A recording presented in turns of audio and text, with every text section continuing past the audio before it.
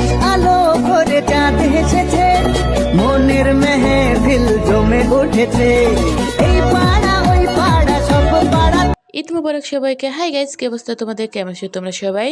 সকাল সকাল উঠে দেখি মা আর আপু মিলে সব আয়োজন করে নিছে। এদিকে সেমাই রান্না করার জন্য এখানে মা নারকেল কুড়িয়ে নিতেছে, আর এদিকে হচ্ছে আপু সেমাই রান্না করে নিতেছে। এটা হচ্ছে ভুনা সেমাই রান্না করতেছে। নুডলস রান্না হয়ে গেছে আগেই।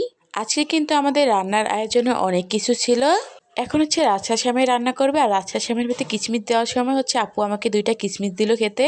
মিষ্টি খাবার রান্না হয়ে গেছে, এখন হচ্ছে খিচুড়ি মাংস রান্না করবে। খিচুড়ি রান্না হয়ে গেছে, এখন হচ্ছে মুরগির মাংস রান্না করছে।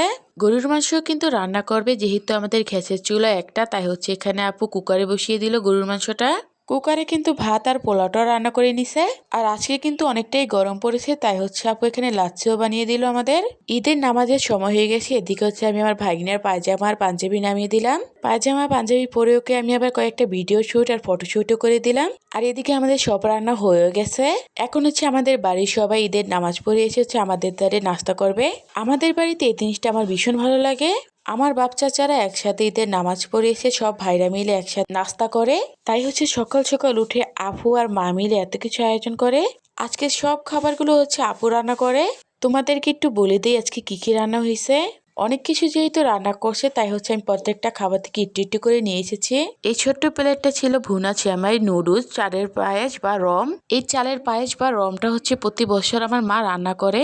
তারপর ছিল লাচ্ছা সেমাই, গরুর মাংস, মুরগির মাংস, পোলাও আর হচ্ছে ভুনা খিচুড়ি। সাথে কিন্তু ভাতও ছিল, আমি ভাত নিয়ে সব শেষে নিলাম কোকোকলা। তারপরে খাওয়া দাওয়া শেষ করে হচ্ছে আমি আমার ছোট কাকিদের বাড়িতে গেলাম, বা আমার বান্ধবীদের বাড়িতে। আমার ছোট কাকির বোন হচ্ছে আমার বান্ধবী। আমরা 3 ফ্রেন্ড মিলে হচ্ছে একটু ঘুরতে বের হলাম। তেমন কোথাও যাইনি, শুধু একটু পাশেই রাস্তায় ঘুরতে বেরিয়েছিলাম, কারণ আমাদের গ্রামের রাস্তাটা ভীষণ সুন্দর। দেখো কত সুন্দর ধান ক্ষেত হয়ে আছে। এরকম প্রকৃতি দেখলে মনটা এমনিতেই ভরে যায়। বাবা মা বড় আপু দুলাভাই কাকির থেকে আমি সালামিও নিয়ে নিছে। ঈদের সালামি নেওয়া শেষ, আমার ভিডিও এখানে শেষ। সবাই ভালো থাকবে, আল্লাহ হাফেজ।